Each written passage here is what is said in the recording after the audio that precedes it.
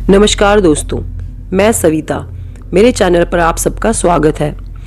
दोस्तों, अपनी कहानी शुरू करने से पहले मैं आपसे एक रिक्वेस्ट करना चाहती हूँ कि आप लोग मेरी कहानी सुन तो लेते हैं लेकिन लाइक और सब्सक्राइब नहीं करते।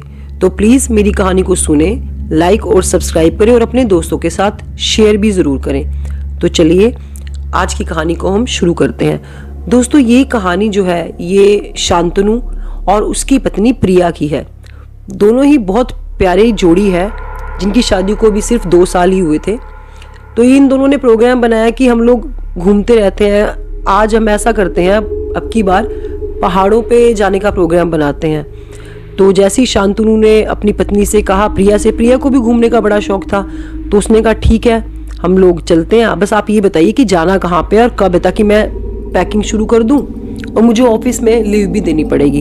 तो शांतनु ने कहा कि ऐसा है, वो सारे काम तो मैंने पहले से कर लिए हैं, बस तुम सिर्फ ये बताओ कि तुम कहाँ जाना पसंद करोगी, कुल्लू मनाली, मतलब मैसूरी, या कहाँ जाए, कौन सी जगह है। तो अचानक से उसके मुंह से निकला कि हम लोग नैनीताल चलते हैं। तो उसने कहा ठीक है नैनीताल चल पड़ते हैं।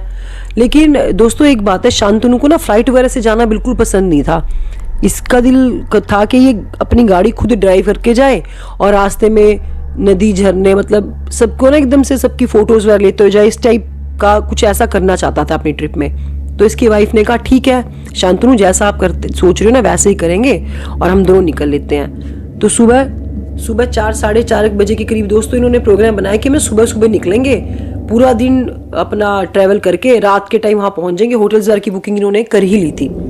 तो ये लोग सुबह 4 सवा 4 के करीब अपने घर से निकलते हैं। जैसे ही चलना शुरू करते हैं, पहले तो फ्रेश थे, बढ़िया ड्राइविंग कर रहा था शांतनु, और प्रिया भी बैठी हुई ना बाहर की तरफ देख रही थी। नज़ारे बड़े सुंदर थे, पहाड़ों के चलते जा रहे थे।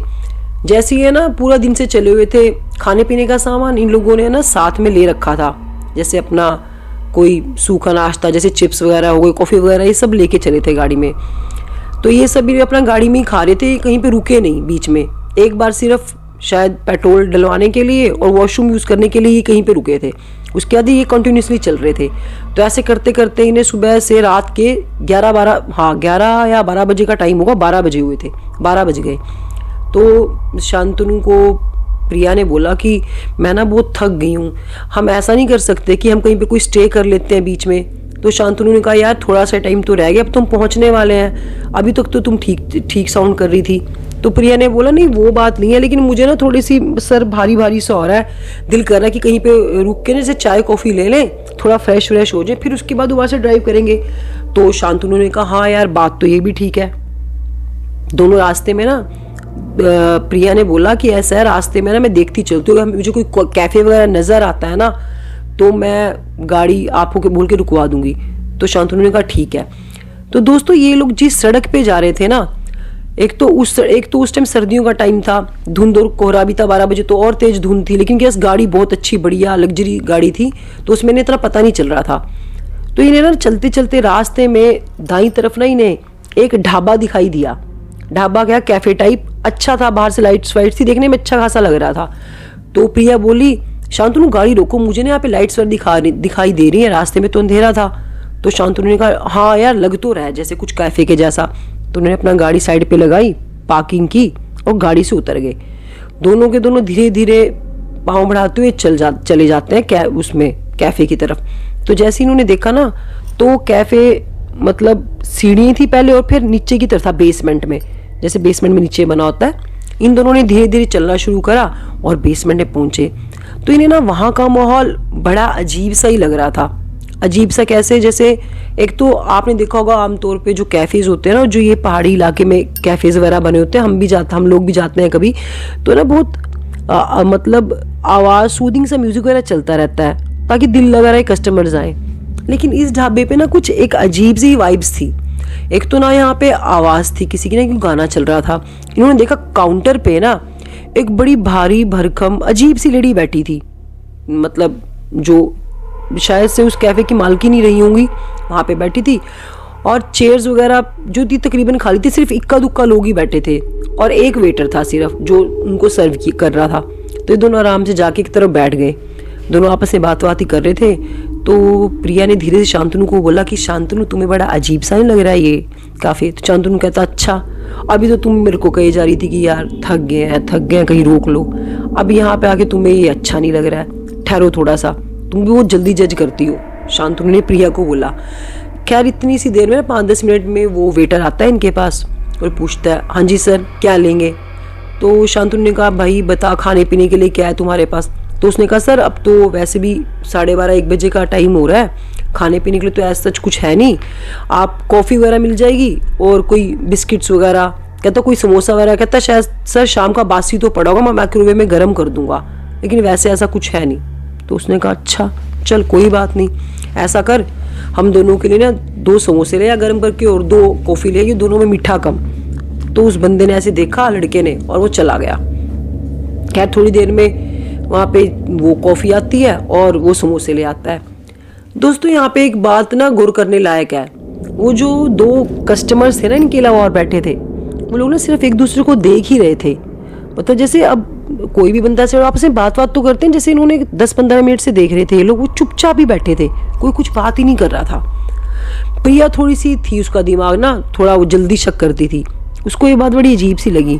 पर उस टाइम उसे भूख लगी हुई थी, तो जैसे उसने बोला नहीं शांतनु को कुछ भी, वहाँ पर समोसे आए और इन लोगों ने समोसा खाया, इन्हें अच्छा लगा खाने में। लेकिन जो कॉफ़ी का टेस्ट था ना, इन दोनों को कुछ खास अच्छा जम सा नहीं रहा था। इन दोनों को ना कॉफ़ी का टेस्ट ऐसा ही लग रहा था, अजीब सी, जैसे एक तो गर्म नहीं थी, ठंडी सी कॉफ़ी थी, बढ़िया नहीं थी। तो प्रिया ने तो थोड़ी सी कॉफ़ी पी के ना वहीं पे छोड़ दी। तो शांतनु ने कहा क्या हुआ, तुझे अच्छी लगी कॉफ़ी? कहती नहीं ठीक ठीक सी है, बकवास सी है, अच्छी नहीं लगी। तो जैसे ये लोग ना मतलब उठे, इनको लगा कि वहाँ पे काउंटर पे जो लेडी बैठी उनको बिल देना होगा, तो उस लड़के ने लाके इनको बिल थमा दिया। जो भी बिल था ये दोनों उठे और अपनी स्लिप उठाई और उस औरत को देने लगे, भाई मैडम ये बताइए बिल कितना है। तो वो औरत भी ना इन्हें टक टक की लगाकर ऐसे देख रही है जैसे कि पलके झपकेगी ही नहीं, लगातार ऐसे देख रही है। तो उसने ना बिना कुछ कहे इनको पैसे बिल लिख के दे दिया, ना ही तो कुछ बात करी। तो जो बिल आया था उन्होंने पकड़ा दिया और चेंज दे दी और वहां पे चल पड़े। तो दोस्तों जैसे ये लोग धीरे धीरे बाहर आए ना और गाड़ी में बैठे, तो प्रिया को याद आया कि इसके हाथ में ना ब्रेसलेट था जो इसके हस्बैंड ने इसको दिया होगा मैरिज एनिवर्सरी पे, जो भी वट एवर गिफ्ट होगा। तो वो जो इसका ब्रेसलेट है ना वो इसके हाथ में नहीं है। ये लोग अभी थोड़ा ही 5 मिनट ही आगे चले थे। तो फिर इसने बोला प्रिया ने कि ना मेरा ना मुझे लग रहा है ब्रेसलेट ना उस कैफे में ही छूट गया है। तो इसका हस्बैंड बोला कि तुम क्या इतना सा भी नहीं ध्यान रख सकती? अब बताओ तुमने कब में तो ब्रेसलेट उतार दिया है, कब में तुमने वहां पे रख दिया, कमाल करती हो यार। तो प्रिया बोलती प्लीज प्लीज चलो जरा, मेरा तुम्हें पता है बात इस चीज की नहीं है तो वो नॉर्मल सा ब्रेसलेट, लेकिन उससे मेरी याद जुड़ी है, वो तुमने दिया था। तो ये कहता है चलो ठीक है।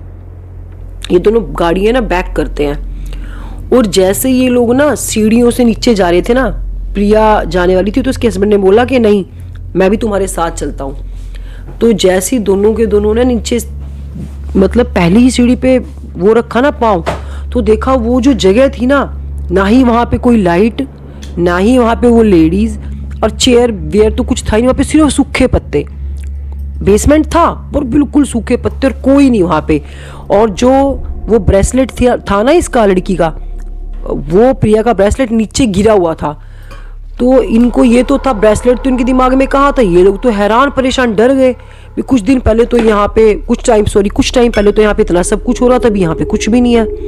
तो उसने धीरे से ना दोनों एक दूसरे को देखे, दोनों की आंखें फटी की फटी। वो वहां से इन्होंने अपना ब्रेसलेट उठाया और जैसे ही ये दोनों सीढ़ियों से ऊपर आने लगे ना डर के मारे, क्योंकि समझ तो ये लोग गए थे कि कुछ ना कुछ तो गड़बड़ है। एक अजीब सी मतलब ना सीढ़ी से उसका प्रिया का पाँव ऐसे फिसला ना, वो नीचे सीढ़ियों से ना चोट खाती हुई नीचे गिर गई। इसका हस्बैंड घबरा जाता है, वो फटाफट से ना उसको प्रिया को खींच रहा था बाहर की तरफ। और इन्हें ऐसा लग रहा था कि जैसे प्रिया ना ऊपर तो आना चाह रही है, लेकिन कोई ना कोई उसको ना खींच रहा है, दिख कुछ नहीं रहा, मतलब प्रिया नीचे गिरती जा रही है, घिसटती जा रही है। तो इसके हस्बैंड ना किसी तरह उसको खींचा बहुत ऊपर से, उसका हाथ पकड़ा और ये दोनों घबराए डरे हुए, कहीं इनकी जैकेट है, कहीं पे इनका कोट है, मतलब ये बहुत घबराए हुए थे। जहाँ पे इतनी ठंड थी ना, इन्हें पसीने आ गए।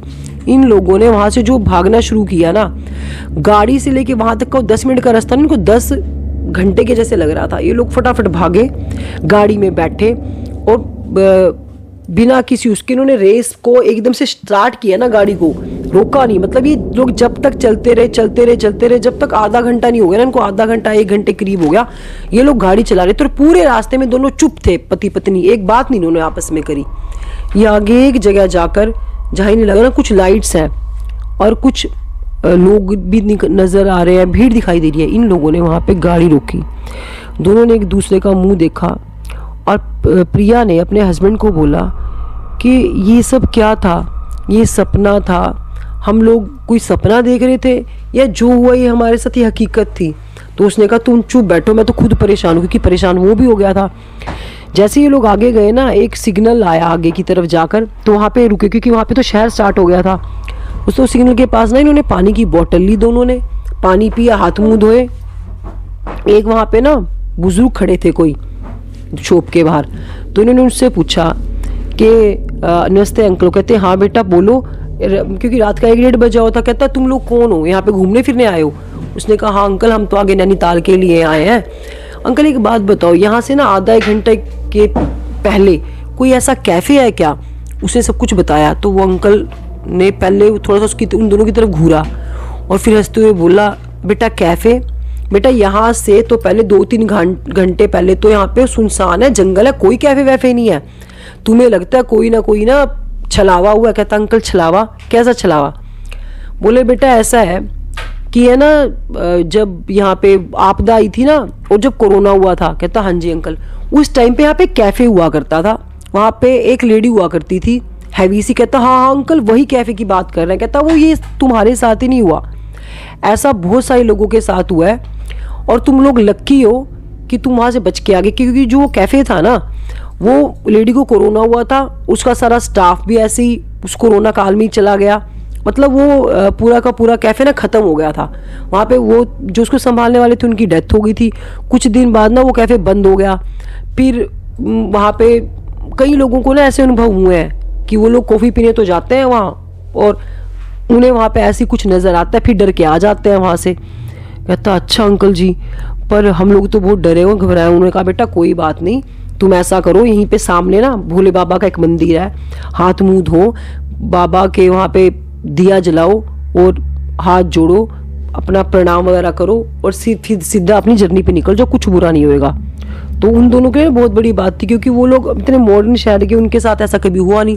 तो उन दोनों ने ऐसा ही किया। वो दोनों वहाँ पे कुछ देर आगे ना एक मंदिर था शिवजी भगवान का, वहाँ पे वो लोग गए और उन्होंने दिया वगैरह जलाया और अपनी भगवान से प्रार्थना करी और दोनों अगली जर्नी के लिए शुरू हो गया उनका। तो दोस्तों इस कहानी में मेन बात ये थी कि आज के टाइम में भी कोई नहीं मानता इन चीज़ों को, लेकिन जिस चीज़ किसी इंसान के साथ ना ये चीज़ें होती हैं, ये सिर्फ वही जानता है कि वो उस टाइम पे क्या एक्सपीरियंस करता है। तो दोस्तों ये थी मेरी आज की कहानी। अगर आपको अच्छी लगे तो प्लीज़ मेरे चैनल को सब्सक्राइब करना और कहानी को ज़रूर लाइक करना। थैंक यू दोस्तों।